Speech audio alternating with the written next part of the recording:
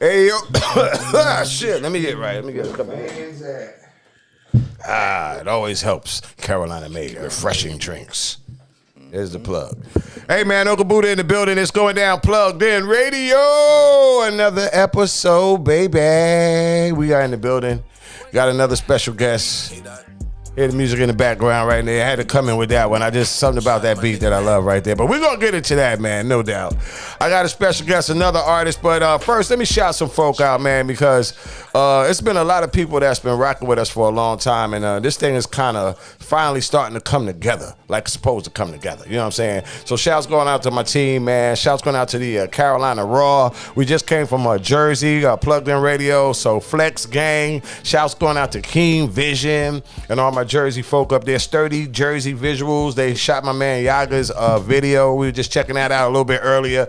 It's a lot of folk, man, coming together to make this thing real big. So shouts going out to BLD Films. We'll be down in ATL real soon and things like that, man. So, hey, shouts going out to all of our folk. If I forgot you, I didn't mean to forget you on purpose, baby, all right? It was just a little accident. We live right now. And I got my special guest. It ain't about the fam. View Park Records, that's right. I can't forget about you, my man Chance Tanner. But I got Lyrical Dollar in the building right now with me today. My special guest on the show, man. Lyrical Dollar.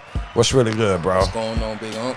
Representing Carolina. This is a product of the Carolina right here. What more can I say? I mean, I know you love to rap, you love your craft, you love what you do. Intelligent brother, real intelligent, real witty with the wordplay, I must say. You know what I'm saying? Because that's one thing, one reason I wanted to do this interview with you. That's one thing that attracted me to the song. And I said, man, I gave this brother a call. And I don't be calling the artist to come get on the show. I'm going to tell you that right now. Yeah, you reached out to me. Yeah, they called me and be like, yo, let me get on the show. But I was like, let me reach out to this brother right here, man. You've been doing your thing for a minute, and I think it's time for us to show you some love and give you your flowers, as they say, man. Appreciate we're here today to give Lyrical Dollar his flowers, man, no doubt, man. You make great music, bro. Appreciate it. So let's jump it off, man, right now, man. I'm going to turn the music down real quick, and let's talk about what you do, man. What's up with this new project? Let's just jump into that right away, man. What's going on with the song that I was talking about? 803. All right, so 803 is out right now. Been out now for about, it's been in rotation now for about 2 years. It's on my album Dollars and Cents that I dropped back in February. And, it's the second single, but the official single from the album. And, we've been pushing that lately with the reels. And now the official video is about to drop on tomorrow. Okay. And when we in the front, I heard you say that 803 been out for a minute. It's been out for a long time. Yeah. Like how long? I say at least almost 2 years. Because the first time I did it, it was just like a freestyle to go up to the bodega. And, I had liked the beat so much and I just had liked the vibe of it. And people were starting to gravitate to it. But then when we started working on the Dollars and Cents album, I knew I was putting 803 on there, so it was like we was re-pushing it again. But this time we was using the reels to kind of just put it in people's face. And with the content doing so good, it was like, why not just go ahead and shoot an official video to it? Because even though it had been around that long, a certain number of people still ain't had heard it yet.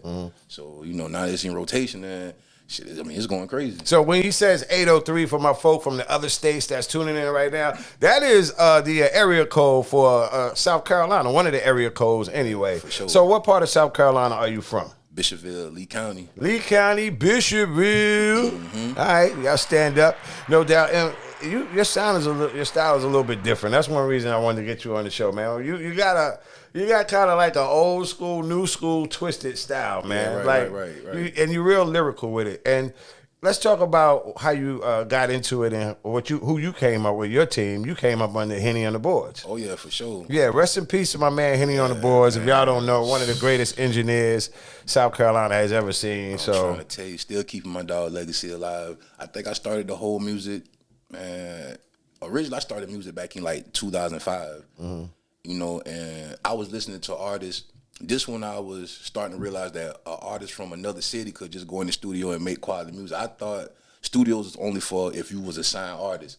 But when I heard that artists was going to the studio doing their own, I'm like, I'm gonna try it too.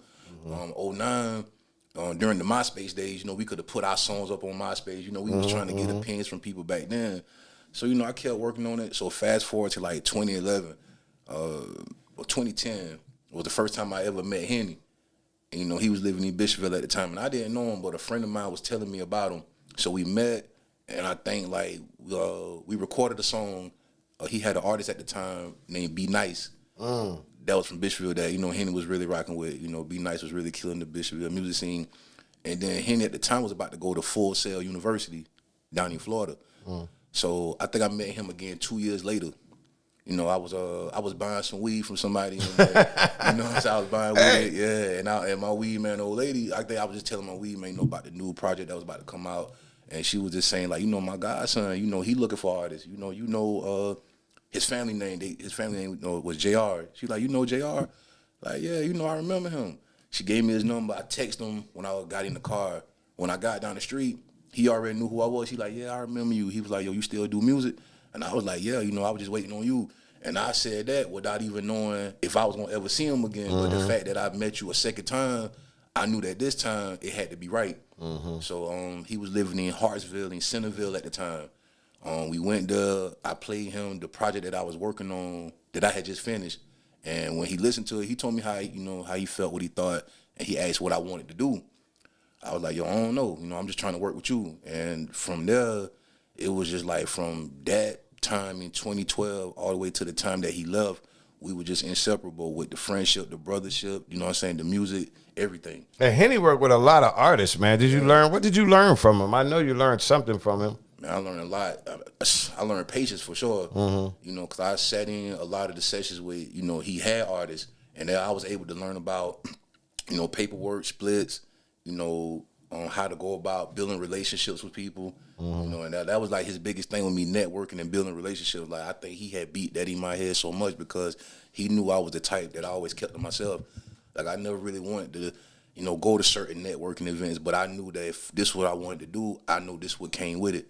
So him just teaching me the importance of building relationships and networking. That was probably like. So basically, he had you in the artist development under his wing, basically, kind of so to speak. You know what I mean? Yeah. While still trying to figure it out himself. Yeah. So me and him was kind of like on the come up together, like, and I think he took a liking to me because he had other artists before I came along, but I think when he saw that he coming over here every week, recording 3 and 4 songs, and he doing it every week. So he was like, all right, well, let me take a liking to him. Let me, work with him more. So I started staying at the crib on weekends, and we would just knock out so many songs. And then it was like, all right, by this time, it's like, all right, we need to do more than have you in the booth. Now we need to put you in the position where you performing. Right. And and that's when you came along. You know what I'm saying? Like, you probably don't know, but you gave me my first show. What? Yeah, back when you was doing We On Wednesdays at Club Diamond. You know what I'm saying? We On Wednesdays. Yeah, he was doing We On Wednesdays, and I think during that time, I had a song that was getting played. So you was on the Homegrown Cypher? Yeah. I had a song with Squeaky Black at the time. Wow, Squeaky Black. Yeah. So the first time the first time we rocked out. Yeah. So the first time we met, we was at Diamonds. And, you had showed us so much love. You know what I'm saying? We just did our thing. Because before that, the only other artist that came from Bishopville to Diamonds was Carolina Montana at the time. You know what I'm saying? DP. So, like you played a role in that. And I think that's crazy. Yeah. So I tell people that all the time. Like, whenever your name will come up, I like, yo, I don't know. But, he played a part in my career. Like, if you did anything, whether it was an opportunity, some advice, if you, same thing goes for, Classy when she was doing I Love Being from the South. Yeah. I love the South joint. Yeah, like, so I was going to them showcases. South of Miss Class. Yeah, so I was going to them showcases. I've been getting nominated for them awards, and the first time I got nominated and went, I won 3 awards. And like, nobody knew me. Like, Best New Artist, and it was like the album of the year, and I think it was like collab of the year. I had a song at the time called Wilt Chamberlain. I remember Wilt Chamberlain. Yeah, so man, it was just. And then you got quiet for a minute when Henny passed away. How did that affect you? Is that why you kind of died down for a minute and chilled out, laid low for a minute? Yeah. It was a mixture of that and just even shocked that it happened. Like, he was my everyday for like 10 years, and when he passed, I had already moved from South Carolina to Georgia. So before he left, I had just spent like the whole day with him. Like 2 months prior, because we was finishing up an album. We was working on the album at the time, a guy called Year After Hugo, and we had just did like one of the last sessions, and like we kicked it the whole day. And I think I saw him that Sunday before I left, and then the last time I saw him after that was, at his funeral. So like that's hardcore. Yeah, so it like That's horrible. Yeah, so it just like I ain't know what I wanted to do. Like I really didn't. So I just kind of just started living my day to day, like just working my regular job. But I knew that I had something to do still. Like I felt like I had owed them a favor for all them times we done had put in. Right. Like, I couldn't let it go to waste because we had songs. I had the music, I had the flow. So it was times like maybe months after that, I would try to go and finish the album with other, studios, but you could still hear in my voice like, I'm still grieving or trying to figure out how to grieve. Wow. So it wasn't sounding like me. So I took a step back, and I think when I finally knew that I was ready, I found the studio, and it gave me the same vibes as digital studios. That's deep. Yeah. So he had digital studios back in Darlington before he left. So I went to the studios and I felt that vibe, and I just kind of felt him in the booth with me. Just all those talks that we had about where we was going and all that. It was just playing back in my head. And I just knew I had to do this, get out my feelings thing and get right back to the grind. So, me moving forward and keep doing music is just like, this is for you. Because you really, you took somebody with no name, took them under your wing, and you just kind of developed me. And I done used what I learned from you and what I knew before I met you. And it's kind of, I'm just trying to, keep evolving myself as an artist and as a man. Ah, man, that's deep, bro. So y'all had a real deep friend. Y'all had a brotherhood, man. Yeah. It was always outside of music. Like, let's just say we ain't had no studio session. I could have just pulled up, to his crib. We having cookouts. Every family function his family had, shit, I was there. Yeah. If his mom cooked breakfast, she would be like, call Dollar and tell him to come eat. And, I live, like, right around the corner. So, everywhere. And you look like you can eat, too. Yeah, man. I take a plate down, you know what I'm saying? So yeah. So it was like that. But, while we was having no time, we would probably be drinking or whatnot. We still talking about, the plan. What's the next move? He got an idea for me for another album or something. And I would do songs like he would suggest something. I wouldn't like it, but let me just see what you're talking about. Because maybe I don't see what you're seeing just yet. So you'll try it out anyway. Yeah, I'll try it out anyway because, I don't want to just, dismiss no ideas from my circle. You know what I'm saying? Especially somebody who I know was going to be generally caring about my well-being with this. I'm quite sure his family is happy that, especially if they're listening to this interview, that you're keeping his name out there, man, because he was an awesome dude, bro. Yeah, for sure. Like and there's probably so many more stories from so many different artists that they can tell about, Henny. Yeah. Henny was a friend of mine as well, man. Yeah, I never got a chance to do any studio work with him, but we hung out a couple of times. You know what I'm saying? Yeah. He always like, Unc, yo, what's up, Unc? I did this, I did that. Yeah. I had a lot of records come through the radio station that was produced by him, or he engineered and stuff like that. So yeah, he's an awesome dude, man. Any records that got left behind that you might have to dig up and bring out that you and Henny did that what I mean? Man, any unheard tracks? Yeah. Any lost tracks back there? Yeah. His brother shout out to DJ Lalo. He got the hard drive that had everything. So I know we got albums in there. Yeah. So, well, that's what I was gonna ask you. Were you gonna put some of that stuff on your new project? Yeah. I wanted to, but I think what I'm gonna do, a few of those songs that we got that was unreleased, I want to do an album or EP and still sound like Henny did it yesterday. You see what I'm saying? So like we get out, even if it ain't mixed, I'll put out the unmixed raw version. I don't want it to be touched because it's like he recorded it, so we just gonna drop it. I want it to where I can just drop his, Henny tags and like I said, it could just sound like he just did it for me yesterday.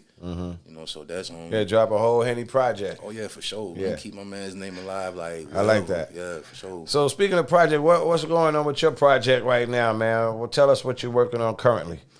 Currently, man. I'm still promoting Dollars and Cents. Dollars and Cents been out since February. It's on all platforms. Y'all, y'all go check that out. With 803 being the lead single. And what I'm doing right now, I'm just showing my face more, doing interviews, going up to these platforms, doing these freestyles and, getting with these blogs and just getting them to post me. So like what I just got going on right now, I'm just doing like my post-album press run, following Dollars and Cents. While still putting my face out there, but still doing other projects too. I just came off of a video shoot with Jessica Gabrielle out of Mullins. We got a song called Ghost. I'm on her album Wishful Thinking 3. And, once maybe in a few months, me and her gonna be working on a collab, album together. Okay. And then, after that, I got my own solo project about to come back out. That album gonna be called The Overweight Lover. Mm-hmm. You know what I'm saying? Yeah, you tell me about that. Yeah. So ladies, Hey, you said you used some different. What did you say you used with that one? The Sade smooth operator, like, cause before it was called Overweight Lover, it was just called like the smooth operator freestyle. Cause I ain't knew I was gonna make it into a song, but it did so good. When I did it, cause I did it 2 different times. I did it one time at Fly Life TV over in Hinesville, Georgia, and damn near went viral. And then I went back to then I went to a platform in Jacksonville called Creeping Through the Streets. Shout out to DJ Hariana. I went up there and did that. So I just kept it in rotation. Yeah. So you out there networking right now, man. And I think right now it's the proper time. I mean, doors are opening up right now for a few South Carolina artists right now. They done went major, and we got major platforms and a lot of different people getting noticed from the Carolinas finally. Yeah. Well, not from I wouldn't say from the Carolinas, but from South Carolina. You know what I'm saying? So I mean, that should open up opportunities for other artists like you, right? Yeah, for sure. I got some people now like the reels and the content videos is really helping out a lot. So people might follow me from a reel that they seen, or I could share a reel today and share that same reel in 2 weeks, and somebody different might like it, but that other reel don't have been up for like 2 weeks. So I get a new fan or a follower or a comment or like almost every other time that I post something, so I know that I'm on to something good. So yeah. Well, what are like as far as being an artist? What are some of the things you like and some of the things you don't like about being an artist? What I like about being an artist is, the world get a chance to hear my talent. That was God given to me. What I don't like, I don't like the gatekeeping, or I don't like the, it'll feel like it takes forever to get to where you're going, or, the tiring part is trying to convince people to even listen to you. I think that's what it is with me. Like, everything. You said that in one of your songs too. Yeah, I listened to the lyrics. You said something. How did that line go? You said something about they don't want to hear what I have to say. That was kind of like no room in this game for no lyrical shit. All you gotta do is give them a hit. Yeah. I was like, you was like, they don't want to hear what I gotta say. Ain't no room for the lyrical. Yeah. So and then with me, I think that was like the thing. Cause I learned a long time ago. Once I knew that cause I didn't set out to be a lyrical artist. I didn't know what kind of artist I was gonna be. But once I knew that I'm gonna be lyricism, I knew it was gonna be harder. I knew I had to work harder than somebody who's just making, what I call street nigga music. Cause everybody at that time, like everybody turning up, everybody don't go. So to listen to me, you have to be like maybe in chill mode. Like the smoking, chill out music, so you can just kind of just take in everything I'm saying. How to be think mode. Yeah. So I think like once I learned that early that my music wasn't gonna be for everybody, like I knew I was gonna be all right because that core fan base that it's coming back to that now, bro. Yeah. So I mean, it's definitely coming back to being lyrical. Lyrics always had a big part to do with this game now. I'm telling you. And then with me, I think I came in, on the music scene at the time where it was transitioning to like the trap music, cause now Jeezy coming out, T.I. coming out, so like nobody wants to hear like what they would call the New York raps, cause they think lyricism is just basically New York East Coast rap. So I think I came in at a time where like the dope boys about to come and take over the game, the street niggas. So I just knew I had to work a little harder, but I like that type of music too. You know what I'm saying? So yeah. So you in your own lane, basically, bro. I like that right now, and I feel like you got that confidence. I feel like you got the maturity, and you ready to just pop out right now. You know what I'm saying? Because I see you posting more. I mean, you got more followers and things like that. So I know social media, that's very important to you now because you're using that. Yeah. Shout out to my team. Shout out to Sway D4G. Sway been engineering me now for almost a year. Then shout out to TK.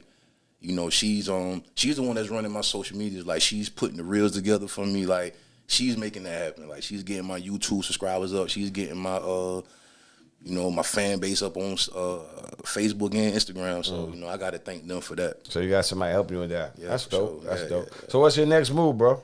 You got kids, wife, you got college. I mean, nah. I'm just single, man. Just out here working, trying to keep building and elevating myself as a man. Yeah. I feel like stuff like that'll come later, but I look at it like I always want to be established first. And it might come to a point where I ain't all the way fully established, but I still want to kind of leave something behind as well. So, you know, I just be chilling. So far as your career, your music, what's your next move for Dollar, bro? The next move for Dollar, just keep going up here, showing my face, you know, pulling up, you know, every opportunity that sound like it makes sense. You know, I'm going up there. Like, the thing is not just I went from being humble about it, but I think I just want to just put it in people's face. There you go. Throw that humble shit out the window. Yeah, like, you know, I just want to put it in people's face. Pop your like, shit. Yeah, because, like, damn, I done been here for, like, so long. Like, shit, y'all still not catching on? Like, yeah. Not, so sometimes you got to do that, man. Yeah. You got to, man. You got to say, hey, man, listen, I had enough. Enough is enough, damn it. Here I go. Yeah, because I know y'all still want to hear that lyrical shit. Yeah. But, you know, it ain't always lyrical with me. I can really get on the beat and, you know, do anything. But, you know, this is, you know. Well, we looking forward to hearing more stuff from you, bro. So before we bounce out of here, talk to our listeners. Let them know how they can follow you, how they can catch you on social media and all that stuff. All right. All my social medias, Facebook, Instagram, everything Lyrical Dollar. My YouTube, Lyrical Dollar 803. My TikTok, everything is going to be Lyrical Dollar. Even Google, you know. Yeah, my music out on all platforms. Dollars and Cents and my last 10 albums. You know what I'm saying, on all platforms. You know, I like check that. in with me. And speaking of your music, I got your joint. You want to introduce it? I'm gonna bring it up. Can you hear it in your headphones? Yeah. This right here, my single right now, Pushing 803, produced by my boy Flippy. Shout out to Uncle Buddha, Plugged In Radio. Shout out to my nigga Matt. All right, y'all, we gone. You heard it first. Plugged In Radio. PluggedInRadio.com. My man Dollar. I tell the truth, Dollar, he always been snapping. They just don't like your type of rapping. But nigga, I'm straight. Ain't even trying to be litty. Just spit shit that they can relate. Been putting that work, grinding for more than just paper. Enjoying the fruits of my labor. And rest in peace, my mentor, my homie, my brother. I know your spirit's still here with me. Smoking and I'm writing R&B in rotation. On my way to beat it down, she just dropped that location. Carolina nigga coming straight up out the country. Growing up around fields that were new and hella funky. Man, I been born in the 90s. That's everything you need to know. Yeah, I lost my dad around them times. Could not even see his seed grow. So I just be out here and move like a rebel and gas myself up. I got snaps on the petrol. Smell my cologne. They say, what that you got on? I got a gate key, cause that's my style that I own. Man, I been rhyming so long. It really just got me to thinking. Yeah, ain't found the formula yet. This shit got me angry like plankton. So said that I'm never gonna stop. This life is gonna cost me a lot. Remember them days I've been chillin' and wanted to post on the block. Smoke my first blunt, I was 16. Probably around the same year, got my first piece. Me and cocaine used to sip codeine, watching MTV cribs, give me rap dreams, falling for nothing but stand for a lot. My life is a movie, been scripting my plot. Embracing this shit cause it's good for my soul. Get rich and duck off, it's my only life goal. I just gotta get it in, go harder, can't knock me off the square. I'm way smarter, 803 shit, yeah. The field raised me, rapping is a breeze, feeling like a vacation. Always gotta prove myself, anytime at a time, hate wasting my breath. All I'm trying to do is make a living while chillin'. Got the heroin flow, so your boy dope dealin'. No room in this game for no lyrical shit. All you gotta do is give him a hit. I be speaking that truth like a young pastor, cause there's none before me and there's none after Dollar. You heard it, man. Plugged In Radio. My man Dollar in the studio. Live, baby.